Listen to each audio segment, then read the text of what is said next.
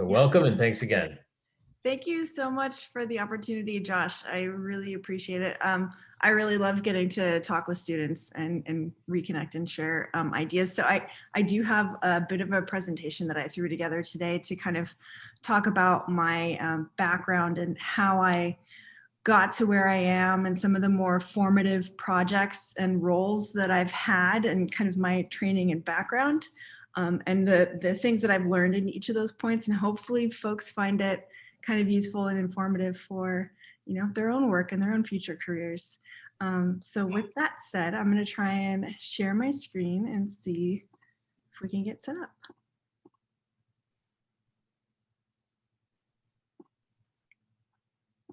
Okay, are you able to see my screen? Yeah. Okay, great. All right. Hi, folks. My name is Amber Lundy. Right now, I am a senior user experience designer at Amazon's UX Lab, which is a devices and services product incubation team that operates mainly out of San Francisco, and I'm full-time remote from Buffalo.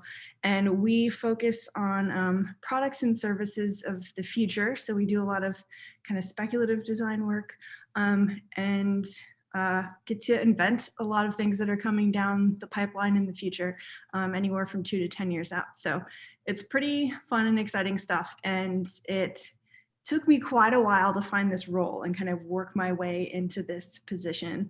And I will say the title of senior UX designer is it sounds very much like focused on software experiences, but it's far from it today. I'm completely multimodal and working in hard goods and soft goods and all kinds of different interface aspects. So I'll get into some of that in a bit, but kind of a bit of like walking towards that career and that pathway. I'll give you the full background story. So to get started, this is my family. My husband is a giant Star Wars fan, got 3 little fuzzies, and that's about it. And I grew up bouncing around in a lot of different countries. My dad was one of the executive directors of engineering at Mattel Toys, so I got to play with the prototypes and short runs around the house and the tooling, and got to kind of wander around some of the factories that he was setting up. And we moved around to different countries every time there was a new toy coming out or a new tooling line that had to be set up. That was kind of his role. So I lived in a lot of different places: Malaysia, Indonesia, Singapore, Hong Kong, and the list kind of goes on for different amounts of time. And then eventually didn't really know what I wanted to do growing up, but I was nudged kind of towards the arts. I always kind of had my hands in something. And I was also a special education student. Who knows if it was because I moved around a lot, but I had trouble talking with folks. I had trouble reading, supposedly. I was behind in a number of different ways. And I took special education classes up until my first year of high school when I relocated back to the United States, which was actually quite a different experience. I don't know if anybody ever moved in the start of high school, but one, it's high school, and then 2, like moving your first year of high school, it was just not good. So I didn't have a super great experience. And I started just kind of not understanding the kids that were my own age, didn't know what I wanted to do in terms of career, what I wanted to be growing up, other than like I liked art, and I was given a lot of extra art classes to try and like make my way through expressing myself and exploring different ideas, which turned out to be probably the best thing for me. But once I got here to the US, didn't quite understand kids my own age, I took a different route to try and find friends and reconnect with all of my friends who were overseas. So they were spread out all over the world, kind of expensive to make those international phone calls. So I really just went online and plugged in for the most part. And Yoshido is the name of my my server, my best server in my room, which was a mail server. I had my own Debian machine. I had like Linux and BSD boxes and a bunch of servers in my bedroom by the time I was done with middle school, and I had gotten into quite a bit of legal trouble there and was told to go a different direction and do something useful with my curiosity instead of just hacking around on computers and telephones. So a judge told me, go to college and do something useful with yourself. And that's actually when I found an industrial design program that was super hands-on at Cal State Long Beach in California. And I was really excited to be able to get into kind of consumer electronics and products in a way that didn't have me elbows deep in code all the time. So that was pretty great. I got into an industrial design program, but at the same time, just to kind of make sure I could pay my way a little bit, I had been working at a startup company called Tegatai, which was a computer security company, a cloud security startup that ended up getting bought out by Cisco, I believe, at some point, or the technology stack got bought out by Cisco. So I started working all throughout my undergrad, and I kept working throughout my undergrad. So I was working at Tegatai, and then I got into my industrial design program where I got to start working on all kinds of cool stuff. So one of my favorite projects was this scale formula racing car that we designed and built up through a partnership with the automotive engineering group. And this was a massive tackle of a project that we did in a semester. And we actually did, the class actually did 2 different projects. We had the formula car here, and then we also had a dirt buggy. We didn't realize when we started the partnership that there had to be 2 different cars in 2 different classes, the buggy class and then the formula class. But this was super cool. We got to work hands-on with the automotive engineers who built the chassis, they built the engine, they built all of that from scratch, and we built the buck out of fiberglass. We did all the finishing, and it turned out pretty beautiful in the end, and that was a lot of work, but it was really fun. We had some nice wind tunnel experiments with the clay model too. It was pretty cool. And then I also started playing around in studio with some more devices, and this is kind of when my professors started saying, hey, you design a lot of things that have interfaces on them, like a lot of interaction design kind of components. Maybe you should explore something in that realm. And I hadn't heard of UX design yet at this point, but they kind of had started mentioning it to me. I didn't feel like I was particularly strong in my 3-dimensional design skills. I could do it by hand pretty well, but in terms of like CAD renderings, I was not super great at it. I had a lot of good ideas, but my execution was still pretty bad. So in my mind, I was open to exploring a lot of different things, but I had fun with some of this work, and I think I gravitated a little bit more towards some of the fashion wearable electronics at one point, and this actually became super helpful in my first industrial design internship, which I'll get to, but the jacket on the far left there was one that I ended up taking to Maker Faire. It had some really simple electronic switches that were mechanical, basically, with an underlying conductive layer of fabric and then another one on top. So you basically have an A/B switch that was created by the fabric gather. Super, not very complex in terms of the actual soft circuit design. So that stuff was really interesting to me at the time. And then just kind of the fashion wearable aspect and pattern making. Got to do a lot of fashion shows and kind of start dabbling in that. At the same time, this is when I got my my first industrial design internship, and I started making a lot of flash drives, which were not super enticing or interesting, but then they were like, oh, hey, you have sewing skills, so maybe you can help us out with some of our soft goods. And I started getting into a lot of cases. We made a lot of plastic and a lot of fabric cases. So this one in particular was for that old Apple. And that was pretty interesting, but I actually, at this point in my education, I had gotten a scholarship to go to graduate school in San Diego, and I needed to relocate, and it didn't make sense to keep driving to this particular internship, which was up in Los Angeles, when I was going down to San Diego for college. So I needed to relocate and get a job in San Diego. And that's when I decided maybe I should check out this UX thing that my professors kept talking to me about, because I was having some fun with industrial design, but it wasn't super inspiring all the time. Like maybe it's because I was doing thumb drives, but who knows? So at this point, I got my first UX internship at a company that one of my friends was working at. He mentioned that they had a UX team, and I went in there, and thankfully I had that computer security and telephony background. So I started working at Raytheon WebSense and doing things like this.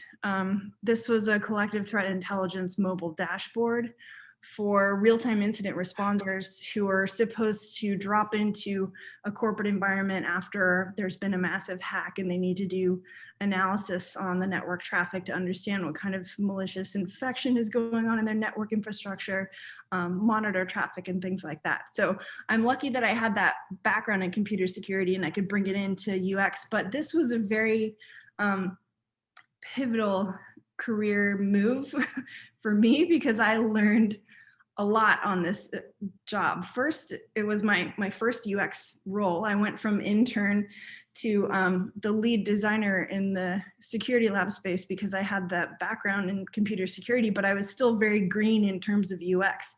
So I think I made quite a bit of mistakes and learned a lot in this job. In particular, I learned a lot about the fidelity of my work and how to match the fidelity of the design to the kind of level of fidelity of the idea and acceptance around the organization, kind of organizational communication. I learned a lot about presenting to my audience, knowing who my audience is, and understanding the power of UX design within organizations. In particular, the design on the left, which was just a really quick rendering of a concept. I had been working with the product manager on that concept for a few weeks, but I didn't understand the organizational dynamics behind that concept. So when I went to go present the concept, I was super excited about it, but I didn't realize that there was a large portion of folks in the room that I was going to be potentially automating out of the job with this design. And I didn't quite understand that aspect to the design. So my Q&A portion on that presentation was not super tactful, I would say. And then in terms of understanding the fidelity in this role, I started going from functional prototypes on the left to conceptual mockups on the right. And at the time, this Photoshop hacky job of a mockup on the right was floated to a portion of the organization that actually thought it was a fully functional piece of software already. So they were already kind of doing sales on something that hadn't been built yet. In the meantime, my product team did not have the capacity to take the design from concept to backlog and implementation. So we had this great concept that our sales team was already selling, and then our product team couldn't get it built. So I learned a lot in this job in terms of how many different people you have to work with in order to get something done and built and out the door, and where concepts can, the fidelity of concepts are super important. So this was a super interesting job. It was my first UX learning experience, and it was really good.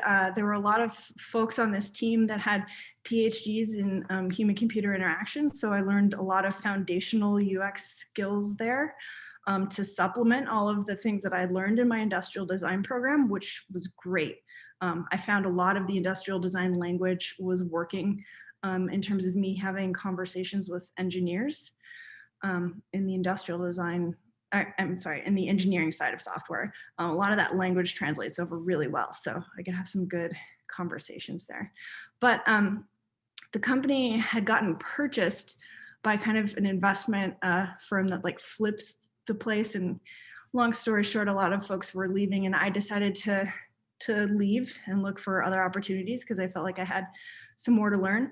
I did a really quick stint at Intuit, which was very quick because I realized that I really didn't want to work on tax software forever. So it didn't really go too far. So a bunch of the engineers from Raytheon WebSense, the security space, recruited me to a startup that they had gone to called Emotion Analytics. And it was a super scrappy startup, so much so that these were the user profiles I had created for our target users initially, next to the beer fridge under my desk on a piece of cardboard that I found from, something that we had moved into the office. It was definitely a kind of crazy work environment. There was a lot of work going on a lot of different concepts. So Emotion Analytics had productized a sentiment analysis classifier to interpret human emotion in real time through video feed. And now that's pretty common. You might know that technology from like Face ID, for example, which Emotion Analytics actually powers the backbone of. But you can analyze people's emotions through photography and through video. And we at the time were looking for a market for this concept. So I was in charge of designing all of these different concepts for different market verticals. So we had things on the left, for example, for researchers who just wanted to upload some video, could be of any type of event to get sentiment analysis over time in a summary view. Or we had like advertising marketers in the center who wanted to understand people's reactions at different points to commercials so they could make editing decisions. And then on the far right, we had even lawyers who wanted to be able to understand when people were lying on the stand during depositions. And we even had a telemedical concept that we had a functional prototype of on one SDK box. And this was all interesting, but it wasn't really leading to any kind of big product that we could get a bunch of funding for. So the team decided to double down on just creating a demonstration platform, one single platform that would let you show off the capabilities of this sentiment analysis classifier. And that's when we came up with Emotion Analytics. And this was a self-service web platform that you could log into, upload your videos, get the sentiment analysis, and then get your analytics from the sentiment analysis. Or you could get information on how to hook into the API and do it in an automated fashion. So this was my next most kind of formative UX design experience. It turned out pretty beautifully. I was fortunate enough to have one visual designer one day a week brought in to help me out with some of the final production elements. There was just a lot of work going through that place at one time, and this all happened over the span of 8 months. All of those other prototypes and this concept. So here you're uploading your video, and then you get some basic analytics at a summary view, and then of course there's a report page. But it turned out really well. I think this one was interesting. The company actually got purchased by Apple, and it does power Face ID now in Animojis. So it's a pretty fun, interesting little tool. But at the time I was kind of looking for other opportunities. I had some really interesting management things going on at this company. So I was open to other opportunities, and that's when Amazon reached out to me. And so I ran off to Amazon in Seattle, and then found out a few weeks later that the company had been bought by Apple, but that comes up again in a bit. So I went up to Seattle and joined Amazon at their headquarters. I took a role that was kind of a little fuzzy during the interview process, but it sounded interesting. I thought the scale of design would be a challenge and something that I could learn, something new. They do things at a really big scale at that company. So after I joined, I learned a bit more about it, and turned out I was working in what they called the advertising experience platform, which was all about allowing advertisers across different devices and media types to set up advertising campaigns. So I realized that the company looked at my portfolio and said, oh, hey, you do dashboards, right? You can totally come in and do our dashboard. So that was interesting. It was a slightly more complex work, and I learned a lot more about my fidelities I think this one's washed out, so you can't read any of the IP that's in there, but there was a lot more complex workflows going on in logic at different steps. This also gave me an interesting opportunity to focus in on small business advertisers and have a little bit more fun in terms of understanding my customer more. So here, I actually had to understand the business needs of a small business. And I took the opportunity to start up my own small business on the side and get back into fashion wearables again. This also allowed me to have product to try and advertise online. So I created a bunch of fashion wearable accessories, and then I created my own e-commerce website. And then I used all of these different advertising platforms to drive traffic to my website.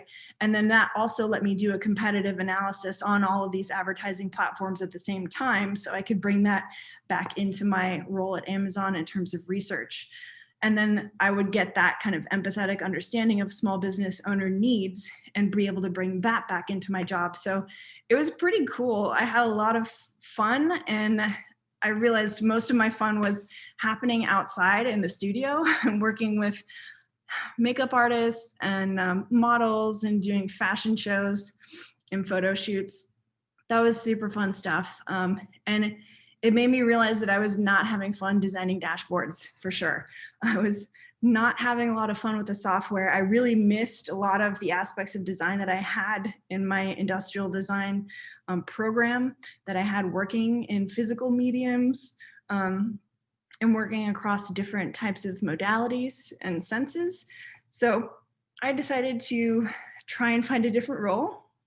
And that's when I found something that sounded super interesting and unique to me, which was a job on the Alexa for Everyone team within Amazon.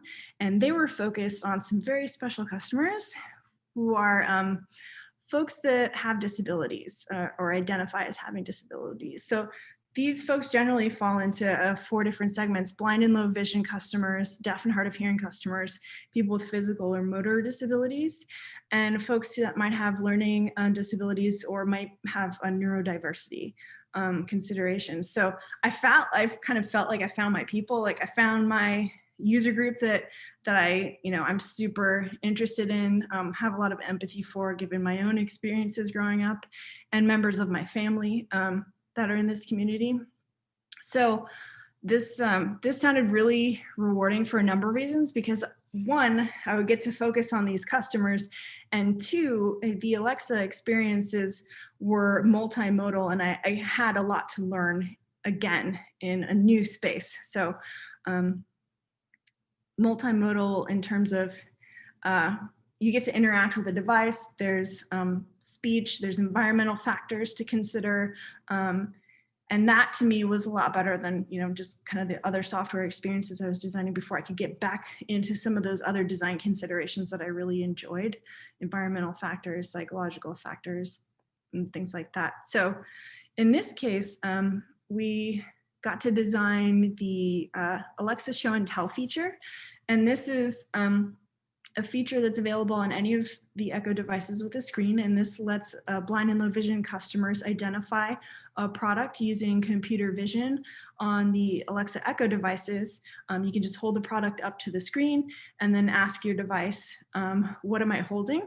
And it'll search the basically the visual search catalog of Amazon and try to identify the product. There's a lot of additional kind of computer vision search functionality happening to help it get more accurate. But it was a pretty cool project. And this one, I got to really bring in all of those design skills again and have a lot more fun, because I got to get into a lot of different aspects of the design. I spent a number of days doing blindfolded cooking in my house to try and understand my customers' needs in their kitchen space a little bit more. And I got to start ideating in ways that I found a lot more interesting. And this also allowed me time to kind of bring in some new skills like voice design. So this is a high-level voice interaction workflow for one of the initial functional prototypes of the design. And this allowed you to kind of create the conversation elements, and then you could upload this functional prototype to your device and then talk through it while you're editing, so you can understand if the text-to-speech synthesis is rendering properly, or if you're creating any kind of dead end zones in the interactions and you need to, go back and figure out your logic loops. Super interesting and fun stuff. And I also got to add in some additional layers on this one. So there was voice design, and then there was also the screen design elements and sound design elements, because our blind and low vision customers don't necessarily have that visual modality to rely on for a lot of the information they're getting in this experience. You need to compensate for that modality with another one. So in this case, audio was a great way to provide feedback during the experience. So got to mess around on a synthesizer and work on some of the audio mock-ups, which was super fun. And on the right-hand side is an example of one of the flow patterns that we were trying to figure out. And there was also an additional learning here in terms of how to pass along new types of design assets to people that have never heard of some of these experiences before. So in this case, there's a design on the left-hand side which has a screen reader specification built on a multimodal device with a screen.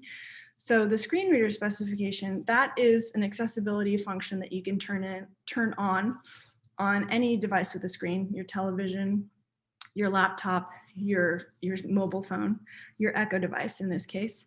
And this allows you to turn your screen into a spoken interface. If you're blind and low vision, this is how you can navigate around your device. So when you gesture on your screen, it allows you to gain focus on different elements of the screen, and it'll read out what's on the screen.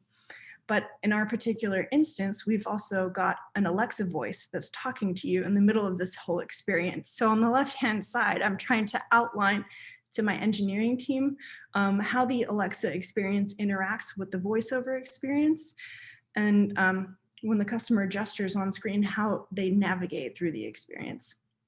And on the right, I was trying to convey to engineers who had never done an implementation for blind and low vision customers before how they should really be thinking about this experience. Like, don't even imagine the screen content. What we're talking about is just this kind of voice and gesture experience on the left. So it was definitely an interesting new learning experience. I felt super fortunate to get to work in that space. I also had a chance on that team to work on Tap to Alexa, which was an experience for customers that have speech impairment, or maybe deaf and hard of hearing with deaf speech, or heavy accents, English as a second language, for example. There's another accessibility feature on all of your Echo devices that lets you text to Alexa instead of talk to Alexa. And this one was super cool because I got to start scaling things across different device types. And it was just super fun getting to work on all those different devices. Another cool aspect of this was I got to start bringing in some of the additional kind of modality-based refinements. So in this case, I was able to argue for some design refinements at a high level in the workflow, just based on the modality requirements that we were kind of forcing on the customer during the experience. So I could go from 9 views to 6 views, for example, or 5 cognitive tasks to 4, and improve the experience. And this gave me a lot of kind of weight with my engineering team in order to improve that experience for our customers who are very modality specific, right? If you're somebody who's blind and low vision, you've got very specific modality needs compared to somebody who may be deaf and hard of hearing, for example. So that was super fun work. And it was really great getting to work with that customer segment. And I started to learn a lot about inclusive design and accessibility. And this is also when I had gotten a ping from Apple. And I was still kind of curious about that, about Apple, because a lot of my coworkers from Emotion Analytics were still there. They had not left, so it sounded like there was something interesting going on. And the Apple team wanted me to come and work on experiences for folks with disabilities. So I could double down on my segment, right? I could focus in on my customers even more. So I went off to Apple for a short while, and that was quite a learning experience. I got to work on a lot of interesting stuff across device types again. This in particular was some specification for an accessibility experience on, the music app, and then again on Watch. But I will say my time at Apple was a very interesting learning experience in terms of culture, and I learned a lot about the difference between inclusive design and accessibility requirements, or kind of accessibility, what is it? Yeah, I'll say accessibility requirements. Oh, just implementation when folks feel like they have to kind of like meet the bar legally. There's quite a bit of a difference between trying to be inclusive in your design up front and then just trying to make sure that you're just accessible enough to kind of meet the legal bar before you launch something. And that's what I learned a lot about in this space. But it wasn't necessarily the right fit for me. I wasn't really getting to do the kinds of experiences that I liked. And I didn't really have the autonomy that I had back at Amazon working on a lot of those different multimodal experiences. So I went back to Amazon. And it was a pretty good move for me, because I landed back at the UX lab here, which is now where I get to work on the future forward R&D. And unfortunately, I cannot talk a lot about what I work on now because it's very much not there yet. It's not out there yet. But I can give you a bit of an overview on some of the subjects and things that I find fascinating and try and roll back into my work, which largely fall under the umbrella of what I term kind of cyborg products in general. But to kind of flavor that a little bit more, I'll give you a short little story and then lead into some of the concepts and things that I'm kind of following. To get started, I want you to imagine like this was an environment where all of us humans used to live a long time ago, right? We all used to live in environments similar to this, somewhat similar. And now there's a lot of modern people, modern society where we live in environments like this. So our needs and requirements in these environments have changed quite drastically. And this is where you enter in this idea of kind of cyborg products, body hacking, and kind of heavy body modification. And I'm not going to be talking about kind of like doomsday scenarios where artificial intelligence is going to come and get you for some reason. I'm just going to be talking about kind of the human senses and how humanity has taken materials from their environment and created technologies that they can integrate into their life or attach to their body in different ways to kind of enhance their experiences and improve things. And in particular, the human senses, they're improving their senses so they can interact with their environment. So those senses being taste, touch, sight, sound, and smell. Pretty simple, right? Those are the things that we have that we can enhance. So in this case, if you can imagine maybe when you walked into class today or the last time you were walking around the grocery store or walking on the street, it might have been a little bit easier for you to kind of feel the space around you if you were able to wear haptic earrings like Moon Rebus has on here. These allow her to feel the people that are walking around her. She gets an extra sensory experience with that haptic feedback. She also has haptic feedback sensors built into her elbow that allow her to feel earthquakes anytime they happen on the planet because they're plugged into the Seismographic Institute's API of some kind. So she feels earthquakes and has this really interesting connection with the planet in a different way.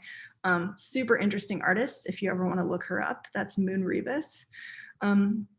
Or maybe you could just kind of share your experience with folks a little differently and stream it directly from your eyeball. This is a guy named Iborg, goes by Iborg. He got in a motorcycle accident and actually replaced his eye with a functional camera, which is pretty cool. And maybe if you don't want to overshare too much, directly stream everything. Maybe you want to get some work done or something. You could probably do that when you're walking around with something like this, which is Hairables. It's a conductive, programmable button matrix that you can weave directly into your hair. So this completely changes the definition of interface, right? Your hair is now a controllable interface that you can interact with on your body, which is super cool. And then there's some other interesting types of devices that are getting a little bit more, let's say, subdermal, not so much of an attachment onto the hair. But in this case, maybe you want to listen to some music while you're in your class or while you're in your meeting. This guy has actually implanted a magnet into the tragus of his ear and has a magnetic necklace on, so he can kind of treat his ear like an earbud and basically beam the audio up to his ear. He gets a little earbud effect because it's implanted directly in there. I'm sure the fidelity is not great on this just yet, but it gets more advanced every year. And then some of these kinds of concepts have gotten a little superfluous sometimes. There's this concept watch that lets you smell the time of day, which is super interesting. And then I think these types of concepts are a little older. This one is an MP3 player that lets you feel the music through bone conduction. You can control it with your tongue, another super interesting interface. And then, you know, getting even more kind of into the body and integrating even more heavily. There was kind of a speculative, dangerous DIY community around transcranial magnetic brain stimulation that spun up almost a decade ago. And I used to say, you know, this is maybe something you don't want to DIY at home, but fast forward to today, and we find a lot of brain control interface and transcranial magnetic brain stimulation products on the market already and being sold, and more coming out. These purport to give you can basically get different personalities. You can train your brain differently. So if you want to learn a skill even faster, supposedly you wear one of these things while you're learning the new skill, and that can imprint into your brain even faster. And then there's other kinds of like in-body modification, like subdermal lighting that you can find from things like dangerous things. Some of the subdermals are getting even more functional now. So the lighting is definitely more decorative for sure. It doesn't necessarily have a function, except for some of the kind of near field transponders that allow you to kind of feel different frequencies and kind of radio paths that you might be walking through, or basically like your arm can light up if you're walking through the right cellular signal kind of thing, or if the right frequency is going on. It could be super cool, but not as useful as like an implanted wallet, which post-COVID is actually getting super popular in the EU. This is the first one that supposedly works across the EU. So you can just pay with your hand, and that's a little chip implant like this. These used to be not very functional at all, but now they're way more functional because they've got some great use cases like a basic wallet. And then I think the last one I'll end on is this kind of, this is the North Sense, which is actually 2 subdermal rods that are installed under the skin, and then you have a haptic feedback sensor that is posted on top of that, and it gives you a little bit of a buzz every time you're facing universal north anywhere on the planet. So you actually get a sense of north anytime, anywhere on the planet. And this one I find fascinating because it really exposes to you the installation and setup process of a device and how that can change your mind's psychology. So when the CEO of this company was going through the installation and setup process of this product, he made sure that anytime he was facing north while his brain was adapting to this new sense, he was either looking at his newborn son, looking at a photo of his newborn son, or playing with his newborn son. And since he did that during the adaptation phase, anytime he ended up walking around later on, with this device, and he got that little buzz and the sense of north, he also got the same loving feeling of fatherhood that just washed over him when he felt north. So he was able to kind of completely change his mental model and you know, psychological experience with this new sense and mapping it to his loving relationships. So super interesting aspects of design to me that I'm trying to follow. And a couple of things that I'll mention there in terms of kind of a tenet is this idea that, you know, a tool has an on-off control in a sense, is always on. So I think there's a lot of interesting design ethic considerations to come up in that one in the future. And with that, little glimpse into some of the areas of fascination that I have today, I kind of decided to bounce from Silicon Valley because it was not my scene. It was getting, it was a lot of stuff going on. But I came out here to Buffalo and have just been kind of enjoying the outdoors a little bit more, getting back out to nature. Growing a lot of my own mushrooms and vegetables and stuff, and just enjoying the sunshine while working full-time remote from my own lab space in my house. So I feel super fortunate that I've been able to relocate out here. Super fortunate to find myself in the position I am today, and super fortunate that I had a chance to share it with you. So thank you so much for tuning in. That's about all I have, but I'm happy to do any Q&A if there was any to come up.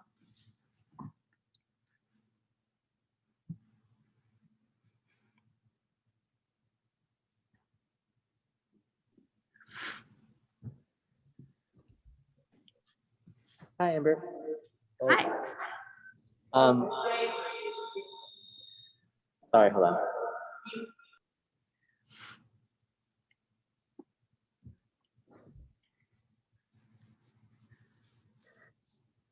I will unmute here and then you can.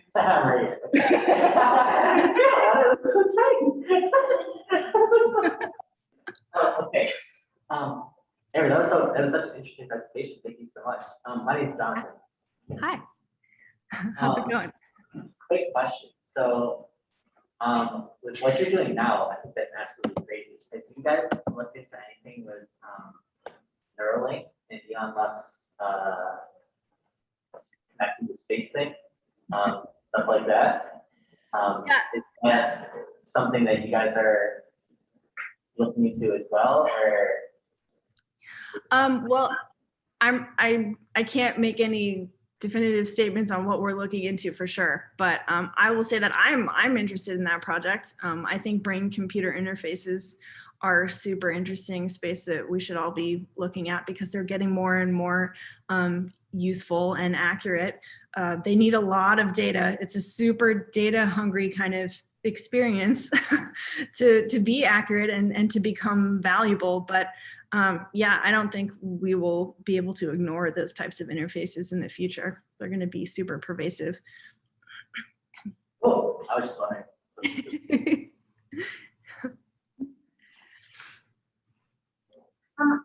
I have a question.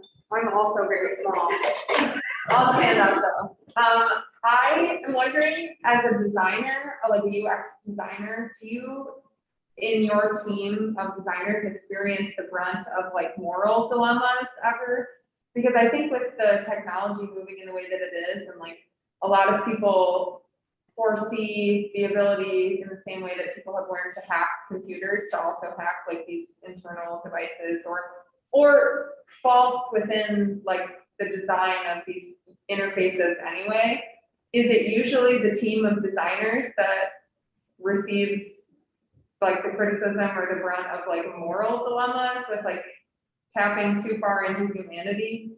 Mm-hmm. Yeah, that's a great question. I will say that the designers don't necessarily kind of bear the brunt of that I won't necessarily call it backlash, but maybe the equal and opposite response of a launch, right? I will say that as a designer, you definitely carry that guilt yourself when something goes out and it goes wrong and you have a negative impact on society and your customers. You feel it and it carries with you, and you know, it's a lesson you learn, and then you try to have more ethical practices in your next experience and bring that into your next role. So yeah, I will say that designers, I mean, the teams are generally large, and you know, the organizations as a whole, kind of as an entity, kind of bear the response, or kind of bear the responsibility after something's been launched for the most part, or put out for sale into the public. But yeah, it teaches you a lot of lessons for sure. I will say there's still a lot of ethical considerations that we have in our designs, particularly privacy right now, data privacy, a lot of the ethics of use of devices in general. Sometimes I've seen some products and I'm like, yeah, that sounds like a great idea, but do people really need to be spending more time doing that? Like, shouldn't they be outside enjoying themselves or something? Do we need to really just make people super engaged all the time? Is that even a healthy thing to be doing with these types of devices? Probably not, in a lot of cases. So you have to be able to have those conversations openly with your product and engineering teams. And the way that I do that is through a lot of examples. So I'll do videos and do a lot of kind of demonstration work to show them, like, hey, this is the day in the life of the customer that we're imagining, and they just wasted like 10 hours looking at this thing and forgot about, you know, the rest of their life that's going on. So there's a lot of ethical considerations that come up for sure, and every project's a little different depending on the customer and the product that you're working on.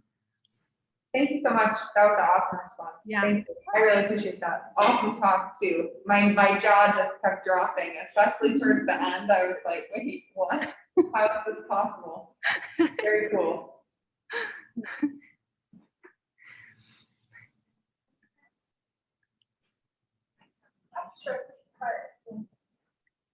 Hello. Hi. So my question is kind of, it targets a small part of what everything you described. Obviously, there's so much amazing.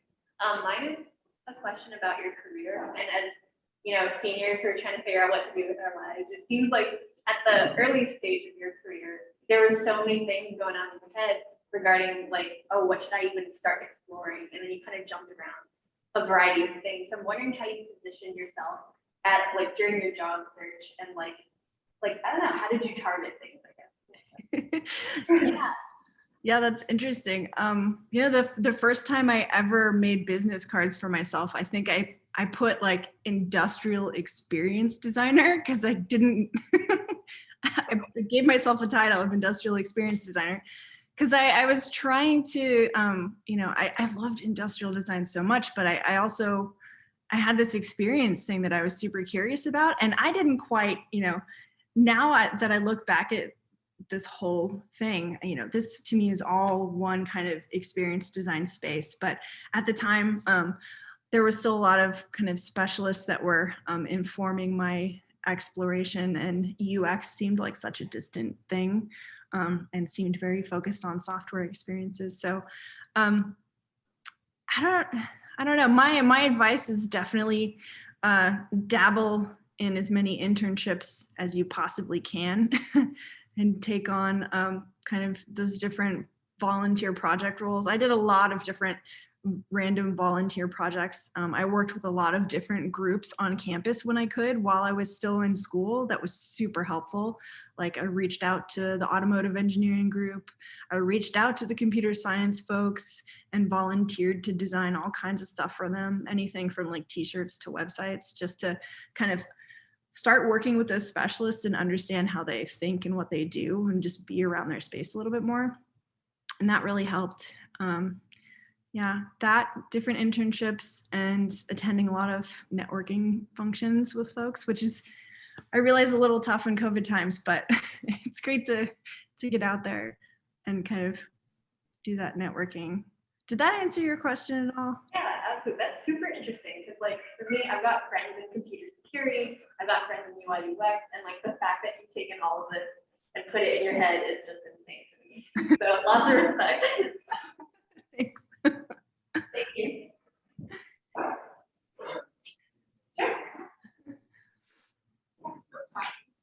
Everybody's so tired. Hello. So just listening to what you were talking about, especially with your career and how it led to you eventually like finding this comfortable place in accessibility design. That's actually an area that, especially in tech, is where I'm very interested in going. But also, as I've researched that industry, I also know that I found that it's pretty niche. It's not as developed as a lot of other product design, industrial design, even experience design type areas are. So what do you have any advice about finding that specific, like finding who specifically to talk to, where I should reach out, or how to get involved with that particular area, especially if the company doesn't have an established accessibility position, which is something that I'm finding a lot of as well. Yeah, that's a great question. And it brings up an interesting point. I think I was blanking a little bit earlier on in my presentation, but there's a definite kind of spectrum of kind of inclusive design and accessibility design that you can kind of get into.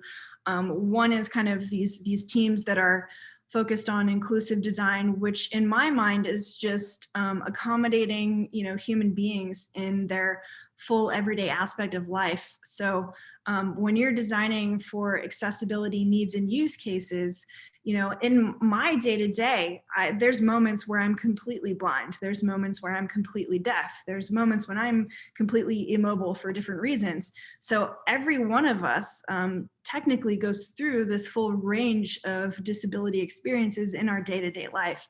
So if you want to account for the whole human being, you need to be doing that accessibility-centric design up front in your design process to be inclusive, truly. So that to me is like, that's where these really progressive design teams doing inclusive design kind of get to play. And that's typically like very concept-y, lab, future forward kind of work. And then there's kind of the accessibility compliance design space, which is more of the folks that want to make sure that their designs are brought up to code, quote unquote.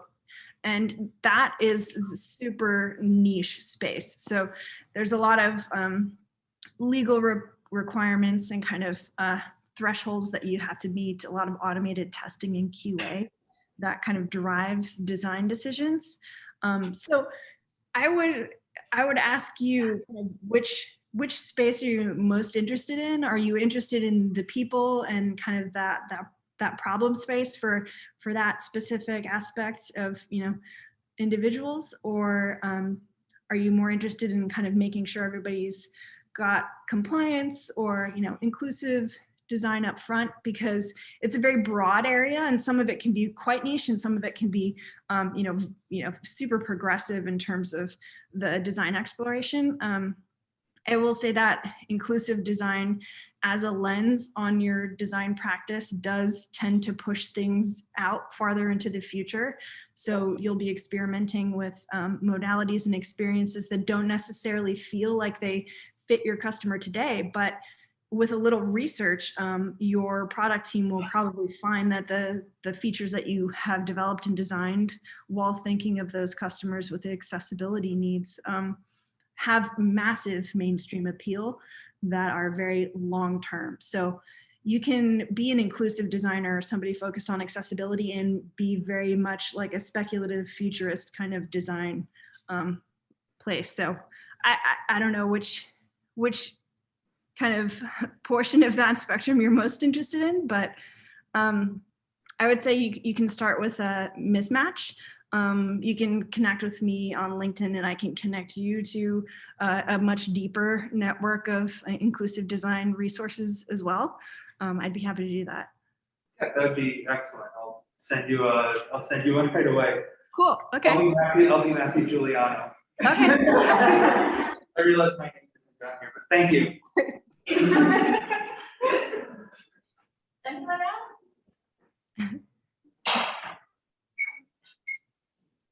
Well, Amber, thank you so very much for taking time out of your day to talk with us.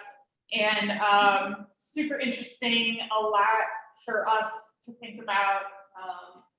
I, for one, am gonna be thinking about those implants. But yeah, thank you so very much. And don't be surprised if some of these guys reach out to you because they're good like that. So Yeah, that sounds great. Thank you so much for the opportunity. I really love seeing your studio environment too. That looks so fun. well, and this is kind of the boring part. We're keeping it clean over here. The working part is over on the other side. But yeah, anytime you want to come over and hang out, we always welcome visitors. Nice. And we'll give you the official tour. Okay, good. That sounds great. I'm looking forward to it. I hope y'all have a nice rest of your day and good luck on those projects. I see a couple of them. Yeah, awesome. Thank you so very much.